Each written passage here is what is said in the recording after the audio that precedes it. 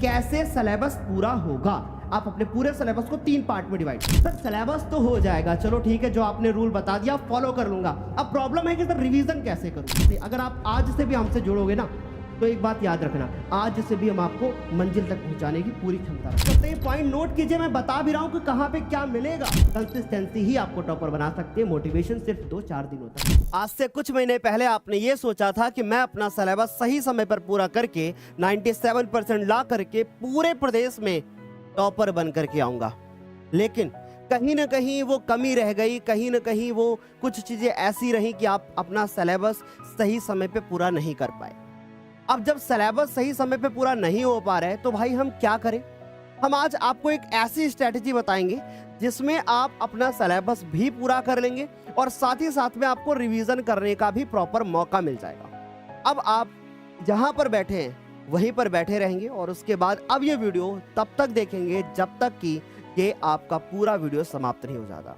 और एक एक बताई हुई चीज अगर आपने 10-15 मिनट में जो भी मैं बताऊंगा आपने अगर उसको फॉलो कर लिया तो डेफिनेटली मैं लिख के देता हूं आपका सिलेबस भी पूरा होगा और साथ में आपको रिवीजन करने का भी प्रॉपर मौका मिलेगा। तो अब आप ये सोच रहे होंगे कि सर हम जो ये वीडियो देख रहे हैं और जिसकी आवाज हम सुन रहे हैं, जिसे देख रहे हैं, आखिर उसने बोर्ड के इतिहास में क्या किया है।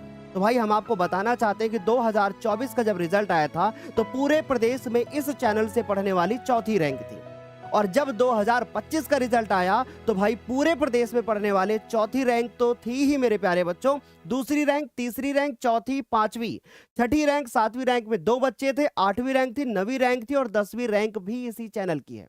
तो भाई आप ये सोचिए कि जब 2024, 2023 लगातार इस चैनल से टॉपर आ रहे हैं और 2025 का रिजल्ट तो बिल्कुल अद्भुत था, तो भाई क्यों ना हम इस वीडियो को आज फॉलो करें और फॉलो करने के बाद जो जो सर बताएं तो वो हम सर के साथ में चीजों को कवर करते रहें। तो चलिए आज के इस वीडियो को फाइनली हम लोग स्टार्ट करते हैं और समझते हैं कि भाई हमें सिलेबस कैसे पूरा करना है। ये तस्वीरें आप देख लो, इस तस्वीर को देख करके आप मोटिवेट हो जाएंगे क्योंकि ये वही बच्चे हैं जिनका अभी मैं नाम लेकर के बोल रहा हूं कि भैया ये अभिषेक, सिमरन और साथ साथ में यहाँ पे हमारे पास अभय प्रताप और ये और बहुत सारे प्यारे बच्चे जिन्होंने पूरे प्रदेश में बहुत अच्छी अच्छी रैंक जो है ला करके अपने माँ बाप का नाम रोशन किया है। फाइनली अब आपका नाम रोशन होगा, साथ ही साथ में आपके माँ बाप का नाम भी रोशन होगा, आपके स्कूल का नाम भी रोशन होगा। लेकिन जब आप इन सारी चीजों को फॉलो करेंगे, एक एक चीज हम अपने बच्चों के साथ में यहाँ पे शेयर करना शुरू करेंगे। तो सबसे पहले मैं आपसे रिक्वेस्ट करूंगा, ध्यान से सुनिएगा। सबसे पहले एक बच्चे को अपनी स्थिति जाननी चाहिए क्योंकि जब आप किसी युद्ध में जा रहे होते हैं, अब वैसे युद्ध आपने लड़ा नहीं होगा कभी, पर फिर भी मैं आपको बताता हूं कि जब कभी भी आप युद्ध में जा रहे होंगे तो आप पूरी तैयारी करके जाएंगे और बोर्ड परीक्षा हमारे लिए एक युद्ध से कम नहीं है क्योंकि इसमें हमें अपना 100% देना होता है और फिर उसके बाद लाखों बच्चों के बीच में अपने आप को साबित करना होता है। तो सबसे पहले हर एक बच्चे को अपनी स्थिति जाननी चाहिए क्योंकि सबका अलग अलग सोचना होता है, सबके अलग अलग प्रॉब्लम्स होती हैं, किसी को कम टाइम मिलता है, कोई सुबह पढ़ता है, कोई शाम पढ़ता है। तो कैसे पता चलेगा कि आप कितने पानी में हो, चलिए पॉइंट को यहां पर ध्यान से देखिएगा। तो सबसे पहले आप ये करिए कि आपके कितने चैप्टर पूरे हैं आप उनको एक तरफ लिखिए और कौन कौन से चैप्टर अधूरे हैं उनको एक तरफ लिखिए। यानी एक पेज लिख लीजिए और उस पेज को 2 पार्ट में डिवाइड करिए। एक पार्ट में आप लिखिए कि मेरे कौन से चैप्टर जो हैं वो हमारे पूरे हैं और एक तरफ आप लिखिए कि आपके कौन से चैप्टर अभी अधूरे हैं और हर चीज लिख करके नोट करिए। हर सब्जेक्ट में ऐसा करिए। उसके बाद जब आप उनके सामने टिक लगा देंगे और उसमें से जो आपके चैप्टर अधूरे हैं उनमें से आप महत्वपूर्ण अध्यायों को चिन्हित करें। अब आप सोच रहे होंगे कि सर हमारे लिए कौन से चैप्टर इंपॉर्टेंट होंगे, तो ध्यान रखिएगा। अगर मैं साइंस के बारे में बात करूं तो साइंस में हमारे जितने शुरू के, जैसे हम बात करें केमिस्ट्री के, तो शुरू के 2-3 चैप्टर केमिस्ट्री के इंपॉर्टेंट है। फिर उसके बाद अगर हम फिजिक्स के बारे में बात करें तो प्रकाश का परावर्तन, अपवर्तन और विद्युत इंपॉर्टेंट है। इसी प्रकार से अगर हम लोग बात करें मैथमेटिक्स के बारे में तो मैथमेटिक्स में भी ऐसा ही है कि भैया उसमें हर चैप्टर के लिए एनसीईआरटी क्वेश्चन हमारे लिए इंपॉर्टेंट है। इसी प्रकार से इंग्लिश में बात करें तो भाई शुरू के 4-5 चैप्टर आपके तैयार होने ही चाहिए। इसके बाद अगर मेरे प्यारे बच्चे बात करते हैं कि अब आपको बचे हुए समय का हिसाब लगाना है। अब जैसे मान लीजिए कि बोर्ड एग्जाम अभी 90 दिनों के बाद होना है, मैं एक एग्जांपल लेकर के बता रहा हूं, तो आप उसको क्या करोगे, एक अनुपात में डिवाइड कर दोगे। जैसे आपका 90 दिन बचा हुआ है तो आप 45 दिन का सिलेबस पूरा करोगे और आप 40 दिन तक रिवीजन करोगे। अब आप ये सोच रहे होंगे सर मेरा सिलेबस कब तक पूरा हो जाना चाहिए, यदि मैं आज ये वीडियो देख रहा हूं और सर आज से मैं प्लान फॉलो करना शुरू कर दूं तो कब तक मेरा सिलेबस पूरा हो जाना चाहिए? आपका सिलेबस हर हालत में पूरा हो जाना चाहिए 15 नवंबर। वैसे मैं आपको एक बात बताना चाहता हूं कि हमारे पास एक ऐप भी है जिसका नाम है ज्ञानोदय के गुरुजी, वहां पे शक्ति बैच चलता है। वहां पे सिलेबस 31 अक्टूबर फाइनल डेट होती है हर साल, जो सिलेबस पूरा करवाता है। साथ ही साथ में अगर मान लीजिए अभी भी कोई बच्चा अगर शक्ति बैच से जुड़ता है तो उसको वो सारी चीजें मिल जाएंगी, हर एक चैप्टर मिल जाएगा, जो चैप्टर वो पूरा करना चाहता है उसको पूरा एक एक वीडियो मिल जाएगा। और 31 अक्टूबर तक सिलेबस पूरा हो जाएगा और उसके बाद उसी बैच के अंदर रिवीजन भी कराया जाएगा एग्जाम तक। तो चलिए आगे बढ़ते हैं। अब हम बात करते हैं कि पढ़ाई का एक टाइम टेबल बनाओ। सर पढ़ाई का टाइम टेबल, सर मैं समझ नहीं पाया। चलो भाई, अब 24 घंटे का दिन है, राइट? अब उसको कैसे डिवाइड करना है वो देखो। आप सुबह के टाइम में क्या करोगे कि जो आपके कठिन विषय हैं, जैसे मैथमेटिक्स के बारे में बात करें, साइंस के बारे में बात करें, जो आपको कठिन लगता है। कोई बच्चा ऐसा भी हो सकता है जिसको मैथ आसान लगती हो। क्या तुम्हें मैथ आसान लगती है? कमेंट करके बताओ एक बार।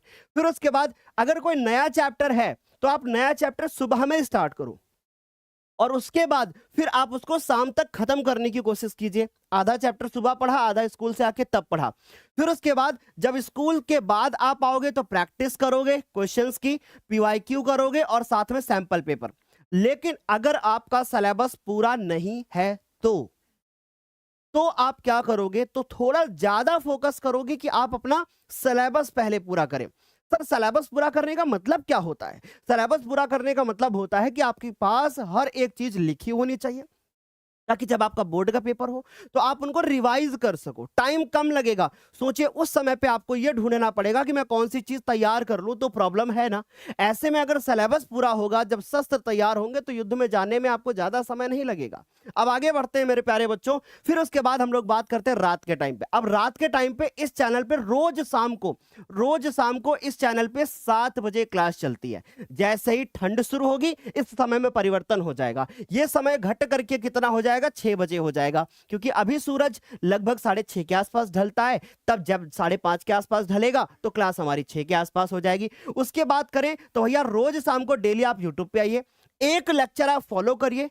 सर मेरा सब कुछ तैयार है, मैं क्यों फॉलो करूं यूट्यूब के लेक्चर्स? सुनिएगा आप ध्यान से। यूट्यूब पे जब आप लेक्चर्स फॉलो करते हैं ना, वहां पे हजारों की संख्या में बच्चे होते हैं, एक साथ में 5,000 6,000 बच्चे एक साथ पढ़ते हैं। उसके साथ में उनके साथ में जब पढ़ने के लिए जो मोटिवेशन मिलता है ना, वो अलग लेवल का होता है। आपको ऐसा लगता है अच्छा अभी भी 4,000 बच्चे पढ़ रहे हैं, ओ मुझे पढ़ना चाहिए। जब आप अकेले बैठते हो ना तो आप बहुत अलग अलग ख्याल सोचते हो, लेकिन कहते हैं कि अगर मन में आपके जलन पैदा हो जाए तो वो जलन आपको आगे बढ़ा करके ले जाती है।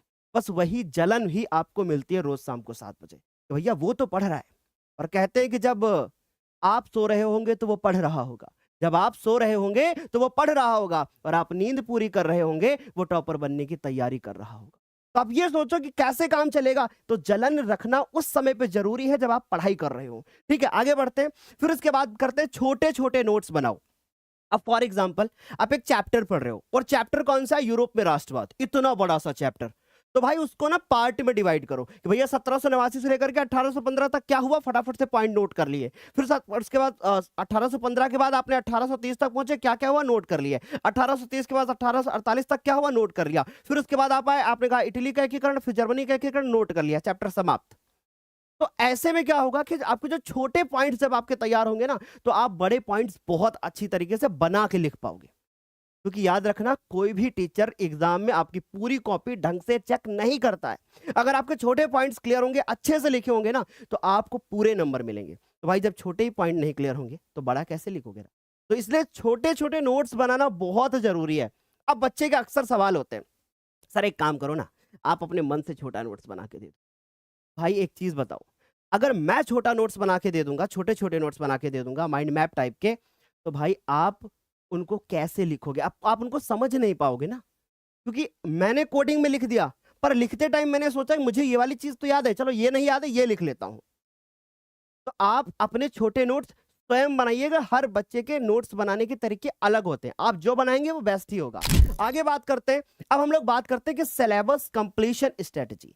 इसका मतलब सब क्या है कि भाई कैसे सिलेबस पूरा होगा।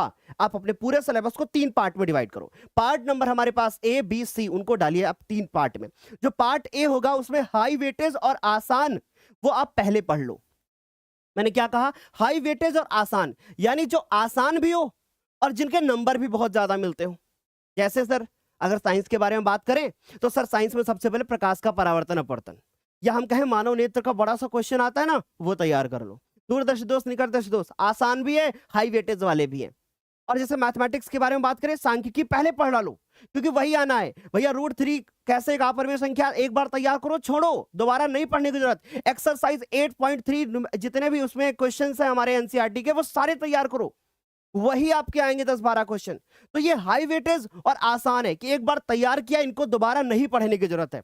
सांख्यिकी जैसे चैप्टर जब आपको पढ़ाए जाए तो आप उनको अच्छे से पढ़िए, उनसे डायरेक्ट आपके क्वेश्चन आते हैं। जो थ्योरम्स, जैसे आपने थेल्स थ्योरम हो गई, आपकी थ्योरम नंबर 10.1 हो गई, आपकी थ्योरम नंबर 10.2 हो गई, इनको पहले तैयार करो। और जितने ये पॉइंट्स मैं मुंह से बोल रहा हूं ना, यही पॉइंट आपको पेपर में देखने को मिलेंगे। थेल्स थ्योरम 6.1 100% लिख लो, बोर्ड के पेपर में आ रही है। तो ये जो हाई वेटेज वाले हैं और आसान वाली चीजें, इनको एक जगह पे लिख करके खत्म कर दो कि मुझे इनको दोबारा नहीं पढ़ना है, समझ गए। फिर उसके बाद करते हैं भैया मीडियम लेवल को आप बाद में पढ़ने के लिए रखो। तो भैया जो मीडियम लेवल वाले ना, उनको बाद में रखो। आपको ऐसा लगता है ये वाला टॉपिक बहुत हमारे लिए मीडियम है, समझ में आता भी है, कम भी आता है, तो दोनों चीजें हैं, तो उसको मीडियम मान के रखो, उसको बाद में पढ़ेंगे भाई। फिर उसके बाद जो कठिन है और जो कम वेटेज वाले हैं, उनको आखिरी में पढ़ो। अब सर प्रॉब्लम यह है कि सर मुझे तो सब कुछ कठिन लगता है, मेरे लिए तो कुछ आसान है ही नहीं, ऐसा सोचते हो ना। तो अब एक चीज ध्यान रखो, कोई भी चीज कठिन तब तक कठिन है जब तक आप उसको कठिन मानोगे। आपको अगर कोई भी चीज कठिन लगती है तो इसका ये मतलब है कि आप उसको कठिन समझने की कोशिश कर रहे हैं। मैं कहता हूं जो चीज आपको सबसे ज्यादा कठिन लगती हो ना, एक दिन उसी को सामने रखिए लिख करके, और उसके बाद उसको 4 बार उतारिए, अगले दिन से वो कठिन नहीं लगेगी। तो जो चीज आपको कठिन लगे, थेल्स थ्योरम कठिन लगती है, 4 बार लिख के प्रैक्टिस करो, कैसे नहीं आएगी। अब जानते हो सबसे बड़ी प्रॉब्लम क्या है? सबसे बड़ी प्रॉब्लम यह है कि जब आप लिखने पढ़ने बैठते हैं तो आपका मन भटकने लगता है। ये आदत को कंट्रोल में लेकर के आओ। अगर मन भटक रहा है ना, तो फिर आपकी चीजें क्लियर नहीं हो पाएंगी। आप एक चीज करते समय दूसरी मत सोचो, और काम करने पे फोकस करो, सोचने पे नहीं। जो होगा वो देखा जाएगा, लेकिन पहले तुम्हें क्या करना है? काम करना है, अर्थात तुम्हें मेहनत करना है, तुम्हें लिखना है टॉपिक्स। ये चीज इंपॉर्टेंट है, खत्म करो पढ़ के, ये चीज इंपॉर्टेंट है, खत्म करो पढ़ के, फिर आगे आ जाओ। अब बात करते हैं एक chapter 2 day rule. Sir 1 chapter 2 day rule ये क्या है सर? अब इसको समझते हैं। ये वो रूल है ना जो आपके चैप्टर्स को बहुत कम समय में खत्म करेगा। जैसे फॉर एग्जांपल आपने एक दिन क्या किया, आपने एक चैप्टर पढ़ा। कौन सा चैप्टर पढ़ा आपने? फॉर एग्जांपल आपने पढ़ा मानव नेत्र एवं रंग बिरंगा संसार। पहले दिन उसके आपने 1 शॉट लेक्चर देखे, यूट्यूब पे मैंने बहुत सारे अपलोड कर रखे हैं, आप सर्च तो करो ना। आप हर चैप्टर पाओगे, आप चैप्टर का नाम डालिए, पीछे ज्ञानोदय लिखिए, आपको हर चैप्टर मिलेगा। आप उसको कवर कीजिए। आप पुराने लेक्चर्स ये मत सोचो 2 साल पहले का क्या करूं, भाई सिलेबस बदला ही नहीं है तो हम उसको फॉलो करें ना। तो भाई हमने कहा कि सबसे पहले 1 शॉट लेक्चर देखिए, उसके बाद अभी मैंने हाल ही में एक एनसीईआरटी की क्वेश्चन वाली सीरीज चलाई थी, जिसमें मैंने हर चैप्टर के एनसीईआरटी क्वेश्चन कराए हैं। जो चैप्टर्स रह गए हैं वो आगे और कराऊंगा, तो भाई उनको कवर कीजिए। तो इसे कहते हैं 1 चैप्टर 2 डे रूल। जो फर्स्ट सबसे पहले क्या करोगे कि आप चैप्टर पूरा किए, उसके बाद उसी के एनसीईआरटी क्वेश्चन कर लिए, चैप्टर फिनिश। कहां से आएगा पेपर? यहीं से आएगा पेपर। ठीक, आगे बात करते हैं। फिर आगे चलते हैं कि भैया अब हमारे पास डे 2 होगा, हमने क्वेश्चंस कर लिए, एग्जांपल्स कर लिए, काम खत्म। मैथमेटिक्स में भी ऐसे करना है, इंग्लिश में भी ऐसे करना है कि भैया इंग्लिश में क्या करते हैं आप लोग, पहले सोचते हैं चलो इंग्लिश के शॉर्ट आंसर लॉन्ग आंसर याद करें। अब मैं आपसे अगर एक छोटा सा सवाल पूछता हूं, आप मुझे ये बताइए कि सुपर्णखा किसकी बहन थी? बता देंगे। सुपर्णखा की नाक किसने काटी? बता देंगे। मैं रामायण की बात कर रहा हूं। लेकिन अगर मैं इसी तरीके से अंदर जाता जाऊं, कुछ और चीजें पूछता जाऊं, तो आप नहीं बता पाओगे। ठीक वैसा ही होता है कि आप क्या करते हैं, पहले पूरी रामायण न देख करके बीच के टॉपिक पे जाने की कोशिश करते हैं। इंग्लिश हिंदी में अगर ऐसा करोगे ना तो फंसोगे। इंग्लिश हिंदी में पहले चैप्टर पढ़िए। अगर ममता चैप्टर पढ़ा ना तो पहले उसकी स्टोरी को बहुत अच्छे से पढ़ लो। अगर आपको अनिवार्य संस्कृत पढ़ाई जा रही है तो पहले अनुवाद कराया जा रहा है, उसको ध्यान से देखो, बस उसके बाद सारी चीजें हो जाएंगी। ठीक, मेरी बात समझ में आ रही है ना? पहले पाठ को अच्छे से कवर कर लूं, उसके बाद। और हाँ, इसी से मुझे याद आया कि कल आपकी प्यारी दिव्यांशी मैम लेकर के आ रही हैं जितने इंपॉर्टेंट पद्यांश हैं, एक क्लास में सब खत्म करेंगी। कल शाम को 7 बजे तैयार रहना, और परसों और 13 तारीख को तो फिर धमाका ही होगा। आगे चलते मेरे प्यारे बच्चों, अब हम बात करते हैं कि रिवीजन टेक्निक। सर सिलेबस तो हो जाएगा, चलो ठीक है, जो आपने रूल बता दिया फॉलो कर लूंगा। अब प्रॉब्लम है कि सर रिवीजन कैसे करूं? मुझे रिवीजन करने का सही तरीका ही नहीं पता है। बड़े भैया टॉप कर गए, उनसे पूछता हूं तो नखरे दिखाते हैं, समझ में नहीं आता, अलग अलग बातें बताते हैं। छोटे भैया से पूछते हैं अलग चीज, उससे पूछो अलग चीज। सच्चाई ये है कि टॉपर से पूछोगे कि टॉपर कैसे बनना है तो वो बताएगा नहीं। अभी हाल ही में आपने देखा होगा 12th का रिजल्ट आया था उत्तर प्रदेश बोर्ड का। दीदी ने कहा कि मैंने अपने दोस्तों को नहीं बताया कि मैं पढ़ती थी, और दीदी टॉप कर गई। तो आप ये सोचिए कि क्या दीदी बताएंगी? नहीं। दीदी किसको बताएंगी? दीदी अपने अध्यापक को बताएंगी। कब? सफल होने के बाद। तो इस बात को याद रखिए कि कोई भी आपको ये नहीं बताएगा टॉपर कैसे बनना है, लेकिन वो बताएगा टीचर को। इसी तरीके से हमें सेकंड रैंक वाले ने बताया कि मैं टॉपर कैसे बना, थर्ड रैंक में सिमरन आई, उन्होंने बताया मैं टॉपर कैसे बनी। और वो जो टेक्निक्स है ना, उनको मैंने छुपा के रखा है, मैं धीरे धीरे शेयर करता हूं। उसी बच्चे को पता चलेगा जो रेगुलर ज्ञानोदय को फॉलो करता है। नहीं तो मैं चाहता एक साथ वीडियो वीडियो ना डाल देता। लेकिन बहुत सारी ऐसी चीजें हैं ना जो एक साथ देने के साथ आप कंफ्यूज हो जाओगे, करूं तो करूं क्या। इसलिए धीरे धीरे करके ही हम अप्रैल से बच्चों को गाइड करते हुए आ रहे हैं। और जो बच्चा अप्रैल से पढ़ रहा है धुआं करेगा, जो बच्चा बीच में भी जुड़ा है कोई बात नहीं। अगर आप आज से भी हमसे जुड़ोगे ना, तो एक बात याद रखना, आज से भी हम आपको मंजिल तक पहुंचाने की पूरी क्षमता रखते हैं। लेकिन पहले आपको मेरी हर एक चीज बताई हुई आपको फॉलो करना पड़ेगा और रोज शाम को क्लास में आना पड़ेगा। आगे बात करते हैं कि भैया शॉर्ट नोट फॉर्मूला शीट बनाओ। सर शॉर्ट नोट क्या होता है? वही मैंने बताया, छोटे छोटे पॉइंट्स लिखिए। फॉर्मूला शीट क्या होती है? यूट्यूब खोलिए, सर्च कीजिए कि ऑल फॉर्मूला मैथ्स ज्ञानोदय के गुरुजी। एक लेक्चर मिलेगा 3.5 घंटे। लेकिन सर पता है, मैं तो 10 मिनट वाला सोच रहा था। सारे फॉर्मूले कोई लिख के दे देता, नोट कर लेता, काम हो जाता। बस यही गलती होती, बस यहीं पे गलती होती है। आप ये सोचते हो कि 10 मिनट में कोई फॉर्मूले लिखवा दे ना। अगर फॉर्मूला समझ लोगे तो उसको अप्लाई कर पाओगे। देखो वो लेक्चर जिसमें मैंने 3.5 घंटे में पूरी मैथमेटिक्स के सारे फॉर्मूले पढ़ाए हैं। फिर आगे बात करते हैं, पॉइंट नोट कीजिए, मैं बता भी रहा हूं कि कहां पे क्या मिलेगा। तो भैया फॉर्मूला सीट बना ली, हर विषय के लिए अलग से एक एक दो दो पेज में शॉर्ट नोट बनाओ, ताकि पेपर के टाइम में उनको रिवाइज कर सको। आगे बात करते हैं, प्रीवियस ईयर के क्वेश्चन 2 बार करो, टेंशन मत लो। अगर तुम शक्ति बैच के बच्चे हो ना, सिलेबस पूरा होने के बाद 2 बार कम से कम हर एक क्वेश्चन रिवाइज करा दूंगा, प्रॉमिस। लेकिन पहले तुम्हें सिलेबस पूरा करना होगा। और लगभग शक्ति बैच में 90% खत्म हो चुका है, 10% बचा हुआ, वो अक्टूबर में खत्म हो जाएगा। फिर उसके बाद हम लोग रिवीजन स्टार्ट करेंगे, टेंशन मत लो तुम। फिर आगे बात करते हैं मॉक टेस्ट। और हाँ, प्रीवियस ईयर के क्वेश्चन पेपर मैंने आपको 2025 के दे दिए हैं, समय रहते 24 के भी अपलोड करे जाएंगे। मॉक टेस्ट हर रविवार को आपको मॉक टेस्ट देना है। सर मॉक टेस्ट क्या होता है? एमसीक्यूज, 150 एमसीक्यू का जो टेस्ट होता है ना, डेली शाम को 6 बजे, मतलब हर संडे शाम को 6 बजे, बस वो देना है आपको। और जो बच्चा यूट्यूब पे पढ़ता है उसको भी मैं टेस्ट कराऊंगा। ऐसा नहीं है कि सब कुछ बैच वालों को ही मिलेगा, आपको भी मिलेगा। और आपको भी मैं एक साथ बहुत सारे क्वेश्चन का टेस्ट एक बार लेकर के मैं आपके लिए जरूर आता हूं। हर साल, पिछले साल भी आया था, इस बार भी। पिछले साल मैंने 500 क्वेश्चन का टेस्ट कराया था, इस बार मैं कम से कम 1000 क्वेश्चन का टेस्ट कराऊंगा।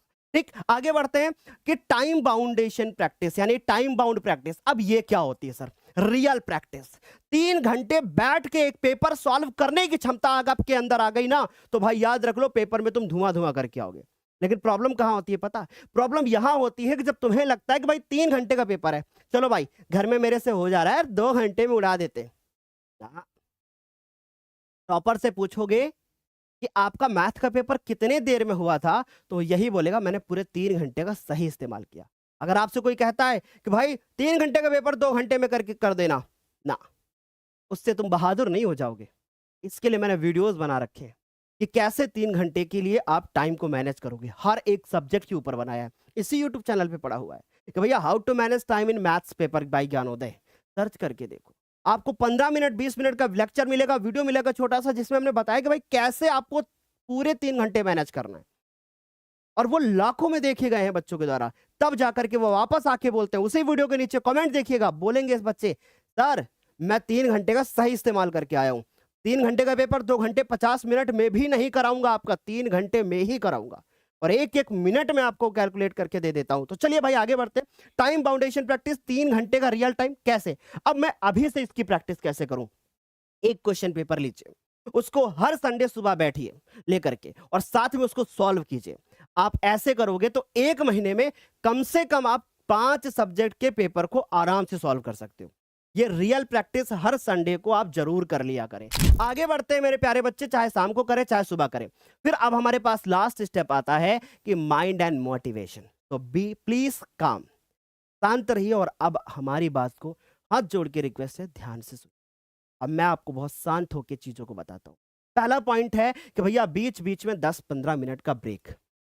सर इसका मतलब क्या है? फॉर एग्जाम्पल, आप सुबह बैठे, आप स्कूल नहीं गए, आप सुबह बैठे 9 बजे पढ़ने के लिए, आपने 1 घंटे तक पढ़ाई की, आप उसके बाद उठिए, आंखों को इधर घुमाइए और बाहर जाइए और रिलैक्स होकर के 10 मिनट बाद एक बार घर का पूरा राउंड ले करके फिर आप आके बैठिए। इसको बोलते हैं 10-15 मिनट का एक माइंड मेकअप ब्रेक बोलते हैं इसको, कि भैया आपका माइंड ना एकदम फ्रेश हो जाएगा। फिर आके आप फिर शुरू करो। जब आप बोलते हो ना सर मेरी आंखें दर्द होती हैं, आंखें दर्द हो रही हैं, आप एक काम कीजिए, आप पहले किताब से नजर हटाइए, 10 मिनट बाहर घूम के आइए और हरियाली देख के आइए और फिर उसके बाद फिर आके पढ़िए, आपको बहुत अच्छा लगेगा।